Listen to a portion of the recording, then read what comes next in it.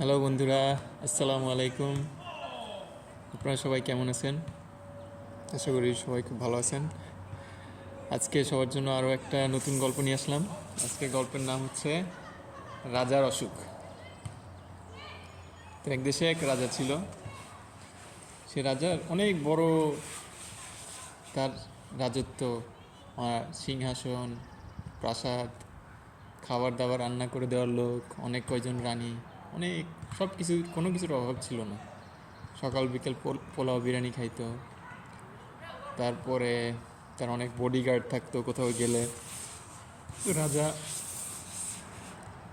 বিশাল রাজত্ব, ধন সম্পদ, হীরা জহরত, এর কোনো কিছুর অভাব নেই। এমন কোনো আরাম আয়েশ ভোগ বিলাস, দুনিয়ার যে কোনো আরাম আয়েশ ভোগ বিলাস কোনো কিছুরই অভাব নেই রাজার। সুন্দর বউ, ছেলে মেয়ে সব আছে, মন্ত্রী, বডিগার্ড সব কিছু আছে। এখন রাজার যেটা হয়েছে যে রাজা আর ঘুমাইতে পারে না। কি জানি তার একটা অসুখ হয়েছে, কিছুতেই তার কোনো অসুখের কোনো কুল কিনারা পাওয়া যাচ্ছে না। এখন রাজা অনেক খুঁজতেছে, যে অনেক হাকিম, বৈদ্য, কবিরাজ, ডাক্তার যে যেখানে আছে রাজার রাজত্বে, তাদের সবাইকে ডাকা হয়েছে যে তোমরা এসে রাজাকে দেখো, আমাদের রাজার খুব অসুখ করছে। রাজার সে অসুখটা কোনোভাবেই কেউ বুঝতে পারতেছে না যে এই অসুখটা আসলে কী অসুখ। তো ডাক্তাররা এসে সব ধরনের টেস্ট করতেছে, কবিরাজরা এসে পরীক্ষা করতেছে, বিভিন্ন ধরনের ওষুধ দিচ্ছে, কিন্তু কেউ বুঝতে পারতেছে না যে আসলে রাজার কি হয়েছে, অসুখটা কোথায়। সব কিছুই তো মনে হচ্ছে স্বাভাবিক মনে হচ্ছে, খাবার দাবারের কোনো কমতি নেই, ভোগ বিলাস, আরাম আয়েশেরও কোনো কমতি নেই। রাজার যেন মনে কোনো সুখ নেই, অনেক অসুখ, অসুস্থ, বিছানায় পড়ে থাকে। এখন কোনো জায়গায় কোনো ডাক্তার কবিরাজ কারো কোনো ওষুধে কিছুতেই কাজ হচ্ছে না। তখন একদিন এক দরবেশ আসলেন রাজার দরবারে, বললো যে আমি জানি যে রাজার অসুখটা কীভাবে সারানো যাবে। তো রাজা বললেন, আচ্ছা বলেন তো কী কী কী, যত কঠিনই হোক আমরা এটা বের করব। তো রাজা তো বিছানায় অসুস্থ শুয়ে থাকে, রাজার এত বড় রাজত্ব, দেখাশোনা করার মানুষ নেই, রাজকার্যে বড়ই সমস্যা পরিচালনায়। তখন মন্ত্রীরা বলল যে আমাদের রাজত্ব তো টেকানো দরকার, যত কঠিনই হোক আমরা পারবো। দরবেশ বলছে যে ওষুধ একটা আছে, কিন্তু সেটা জোগাড় করা খুবই কঠিন, খুবই কঠিন, তোমরা কি পারবা, চিন্তা করে দেখো। তো মন্ত্রী বলতেছে যে যত টাকা লাগুক, যত কঠিন হোক, ঠিকই আমরা নিয়ে আসবো, কোনো সমস্যা নেই, আপনি শুধু বলেন যে কী লাগবে। তখন দরবেশ বললো যে দেখো এটা অনেক কঠিন, কিন্তু আর একবার চিন্তা করে দেখো, এইটা হলে তোমাদের রাজা সুস্থ হবে, এটা যদি না হয় তাহলে সে সুস্থ হবে না, কিন্তু এটা বড়ই কঠিন, তোমরা আর একটু চিন্তা করে দেখো তোমরা কি পারবা কিনা। তো মন্ত্রী, যত রাজ পরিষদে যারা আছে সবাইকে, হ্যাঁ পারবো, আমরা পারবো, আপনি বলেন কি, কত কোটি টাকা লাগে, হীরা জহর সব লাগে, আমরা এটা নিয়ে আসবো, আমরা সেই ওষুধের ব্যবস্থা করবো। দরবেশ বলল আচ্ছা ঠিক আছে, রাজার যে অসুখ, সেই অসুখের ওষুধটা হচ্ছে তাকে একটা সুখী মানুষের জামা গায়ে দিয়ে একদিন থাকতে হবে, আর একটা সুখী মানুষের বিছানায় এক রাত ঘুমাইতে হবে, তাহলে তোমাদের রাজার অসুখ সেরে যাবে। তখন মন্ত্রী বললো এ আর এমন কি, আমাদের এত বড় রাজত্ব, সুখী মানুষের কি অভাব আছে। যে প্রধানমন্ত্রী, সে বলল যে আমি নিজেই বেরোবো, সুখী মানুষ আজকে না খুঁজে আর আসবো না। তো প্রথম দিন সে গেল বাইরে, তো এখন দেখে যে সুখী মানুষ কোথায় আছে, দেখে যে প্রত্যেকটা মানুষেরই কিছু না কিছু দুঃখ আছে, একদম সুখী মানুষ একজনেরও পাচ্ছে না। পরে হঠাৎ করে দেখলো যে একটা ধনী একটা লোক, সে অনেক মানুষের অনেক খাবার বিলাচ্ছে, খাবার, রান্না করা খাবার গরিব মানুষজন যারা আছে তাদেরকে দিচ্ছে। এখন দেখছে যে সে খুব খুশি, সবাইকে খাবার দিচ্ছে, দিয়ে মানুষের উপকার করতেছে, খুব ভালো মেজাজ আছে। তো মন্ত্রী একটু ভিড় ঠেলে গেল সামনে, যে ব্যাপারটা কি। তো মন্ত্রী হচ্ছে সাধারণ মানুষের পোশাক পরে গেছে, তো যাতে কেউ তাকে চিনতে না পারে। এরপরে বুঝো যে এই ভদ্রলোকের নাতি হয়েছে, এই জন্য সে সে অনেক ধনী মানুষ, তার সবাইকে সে এই জন্য একদিন ভালো খাওয়া দাওয়া করাচ্ছে।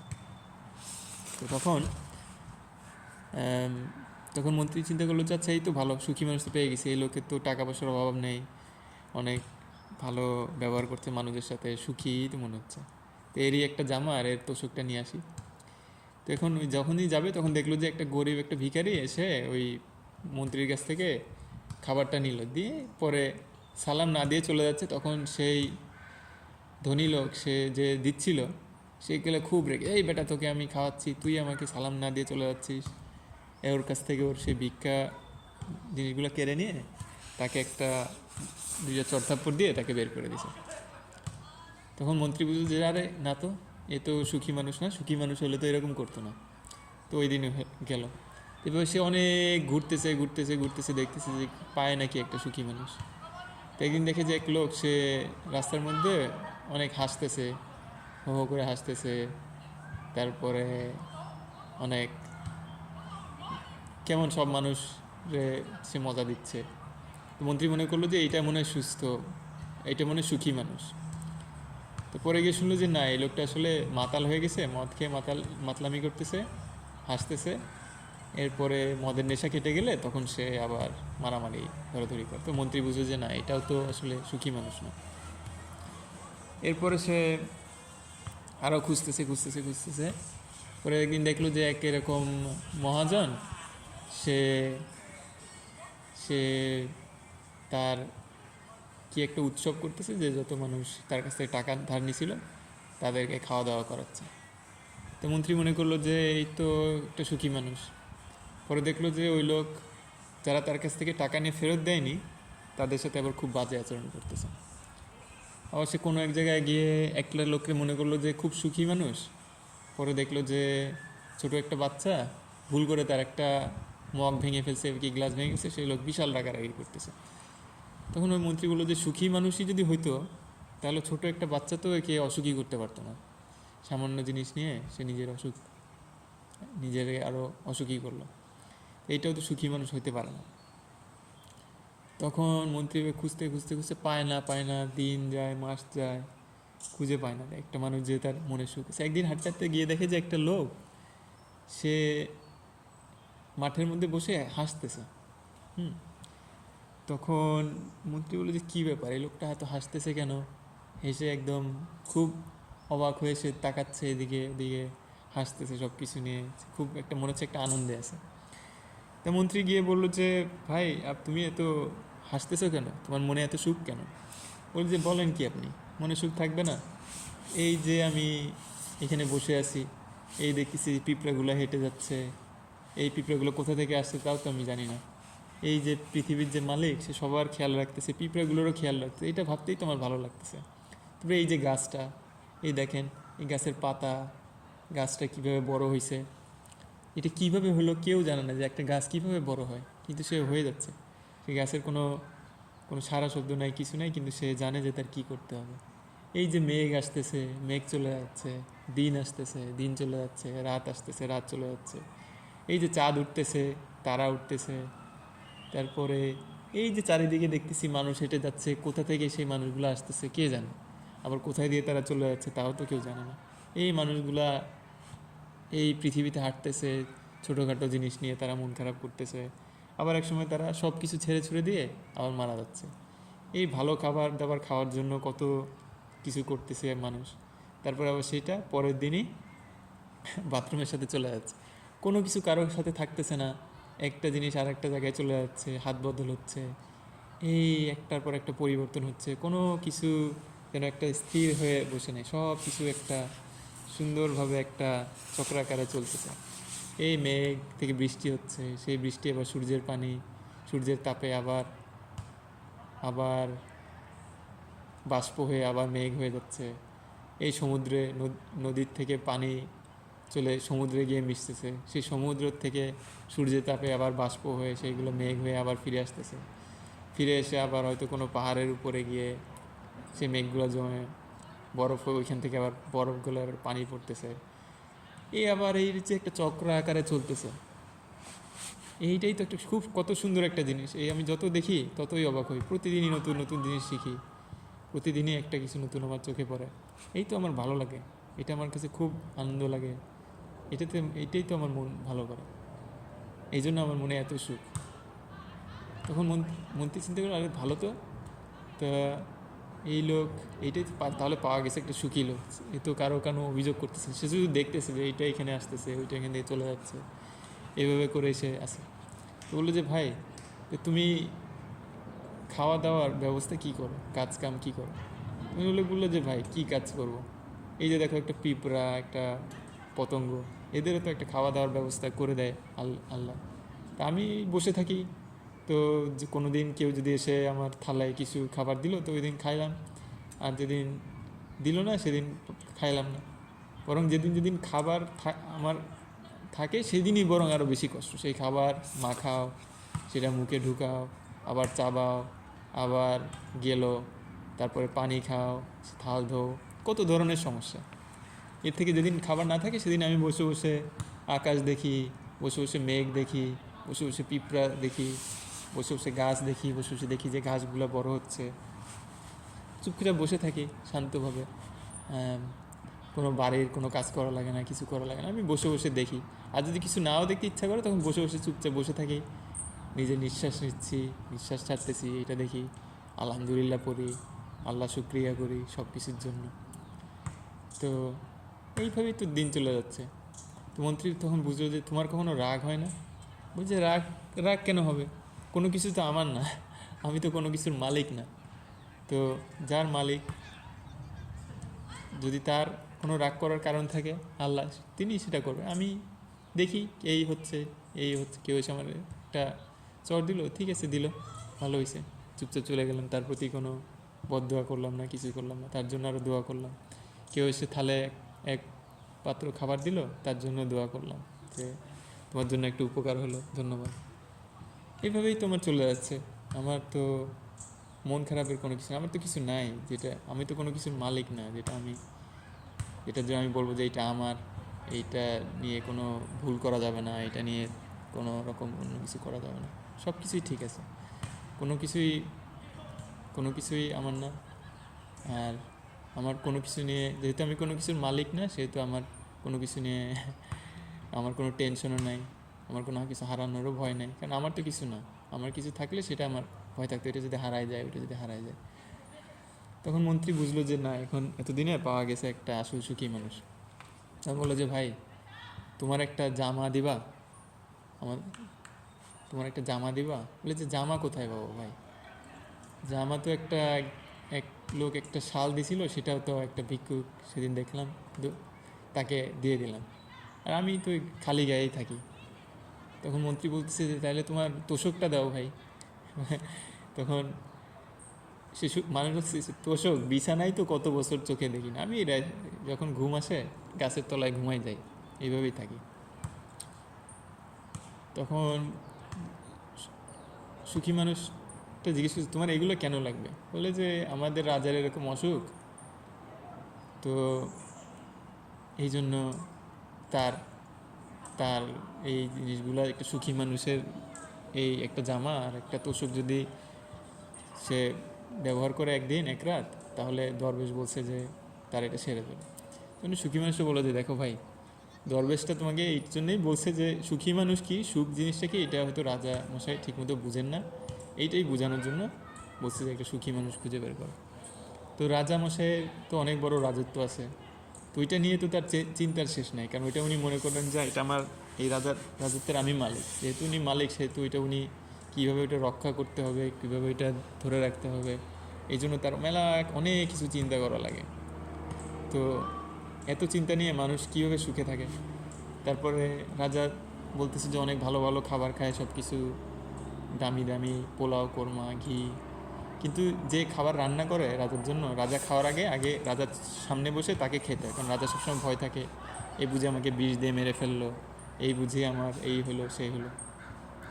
তারপর তোমাদের রাজার বলতেছেন যে আপনাদের রাজার এই অনেক বিছানা পালং সব কিছু আছে, কিন্তু তার তো অনেক এরকম দেহরক্ষী লাগে, বডিগার্ড লাগে, তার ভয় থাকে সবসময় কেউ বুঝি আমাকে মেরে ফেললো, বা কি বুঝি বডিগার্ডদের মধ্যেই কেউ একজন আমার সাথে শত্রুতা করে আমাকে মেরে ফেললো। তো এই এত চিন্তা নিয়ে কিভাবে একটা মানুষ ঘুমাবে? আর রাজার রানী থাকতে পারে, ছেলে মেয়ে থাকতে পারে, তাও তো রাজার মনে সবসময় ভয়, বুঝি রানী আর কারোর সাথে হাত করলো, বা এই বুঝি এই আমারই ছেলে বুঝি আমাকে মেরে আমার রাজত্ব নিয়ে নিল। তো কাউকে তো বিশ্বাস করতে পারে না, কীভাবে তার মনে শান্তি থাকবে? আর রাজার রাজপ্রাসাদে থাকে, অনেক কিছু থাকে, কিন্তু যত বড় রাজপ্রাসাদ তত তো বেশি তার কাজ, তাই না? তত বেশি তার চিন্তা করা লাগে যে কিভাবে আমি এই জিনিসটাকে রাখবো, কিভাবে এই জিনিসটাকে ধরে রাখবো, কিভাবে আমি কিভাবে আমি কিভাবে আমি এই জিনিসটাকে ধরে রাখবো, কিভাবে আমি আমার এই সাম্রাজ্যটাকে ধরে রাখবো, কিভাবে এটাকে আমি হারাবো না, এই সমস্ত কিছু চিন্তা করা লাগে তার। যখন এত কিছু একটা মানুষের চিন্তা করতে হয়, তখন সে কিভাবে সুখে থাকবে, কিভাবে শান্তিতে থাকবে? তো আমরা মনে করি যে আমি এইটার মালিক, ওইটার মালিক, কিন্তু দেখা যাচ্ছে কি যে জিনিসটা মনে করে আমি এই জিনিসটার মালিক, ওই জিনিসটাই আমার মালিক হয়ে যায় উল্টা। এমন হয় না যে আমি এর মালিক, কিছুদিন পরে সেই জিনিসটাই আমার মালিক হয়ে যায়। রাজার অনেক বড় রাজপ্রাসাদ আছে, কিন্তু তো কত বড় দায়িত্ব, কত বড় জায়গা পরিষ্কার করা লাগে, সব জায়গা দেহরক্ষীরা ঠিকমতো আছে কিনা এটা চিন্তা করা লাগে, তারপরে সবাইকে ঠিকমতো বেতন দেওয়া হচ্ছে কিনা এটা চিন্তা করা লাগে, কত ধরনের চিন্তা, এত কিছু চিন্তা করে রাজা কিভাবে সুখে থাকবে? তখন মন্ত্রী এটা শুনে রাজার কাছে আসলো। রাজার কাছে এসে বললো যে রাজামশাই, এরকম এক সুখী মানুষ পাইছিলাম, কিন্তু সে তো এইসব বলতেছে। তখন রাজা বুঝলেন যে না, আসলে পৃথিবীর জিনিসপত্র যত বেশি একটা মানুষের বেশি তার কাছে, তত বেশি তার কষ্ট, তত বেশি তার অসুখ, তত বেশি তার সুখ নাই। সবসময় মনে ভয় থাকে, এটা বুঝি এখন কেউ নিয়ে গেল, এটা বুঝি হাতে থেকে চলে গেল, এটা বুঝি পালাইলাম না, এটা বুঝি হারাইলাম। কিন্তু ওই যে লোকটা, ওর কিছু নেই, কিন্তু ও কি করতে পারে? ও হচ্ছে এক জায়গায় বসে ঘুমাইতে পারে, এক জায়গায় চুপ করে স্থির হয়ে সে একটা পিঁপড়া দেখতে পারে, একটা পতঙ্গ দেখতে পারে, একটা গাছের পাতা দেখতে পারে, বসে একটু আকাশের দিকে তাকাইতে পারে, মেঘ দেখতে পারে, একটা চাঁদ উঠছে, সূর্য উঠছে, এগুলো দেখতে পারে। শীতের দিন বসে একটু আগুন জ্বালায়, আগুনের সামনে বসে আগুনের তাপ নিতে পারে। আমি মনে করতেছি যে আমার অনেক আরাম আয়েশ, আমার অনেক ভোগ বিলাস, তা আমি তো এই এই এই জিনিসগুলাই তো দেখতে পারতেছি না, যে একটা গাছ, একটা পাখি, একটা একটা ফল, একটা মেঘ, আমার তো এগুলো কোনো কিছু দেখার মনে হয় যেন আমার কোনো সময় নেই। আমি যেন মনে হয় যেন সবসময় একটা দৌড়ের মধ্যে আছি, সবসময় চিন্তা করতেছি যে আমারে বুঝি কেউ মারতে আসলো, আমারে বুঝি কেউ ধরতে আসলো, এই বুঝি আমার এটা হারাইলো, এই বুঝি আমার সাথে কেউ বেইমানি করলো, এই বুঝি আমার খাবারে বিষ মিশাই দিল। যে আমার খাবারটা রান্না করে আগে তার সেইটা আমার সামনে বসে খাইতে হয়, তারপরে আমি খাই। আমার দেখে সবাই ভয় পায়, সবাই আতঙ্কে থাকে, কিন্তু আমি তো নিজেই অনেক ভয়ে আতঙ্কের মধ্যে থাকি। আমার মনে তো কোনো সুখ নেই, আমি তো হাসতে পারি না। আমি তো একটা বাচ্চা দেখলাম, দেখে মনে হলো আরে কি সুন্দর, বা একটা ঘাসের মধ্যে একটা ঘাস ফুল ফুটে আছে, এগুলো তো আমার চোখে পড়ে না। এইসব সৌন্দর্য তো আমি দেখতে পারি না পৃথিবীর মধ্যে। যখন মাঠের মধ্যে হেঁটে যাচ্ছি কোথাও, হয়তো মুখে একটা বাতাস লাগলো, সেই বাতাসটা তো আমি অনুভব করতে পারি না। আমি কিসের ভোগ বিলাস করতেছি তাহলে?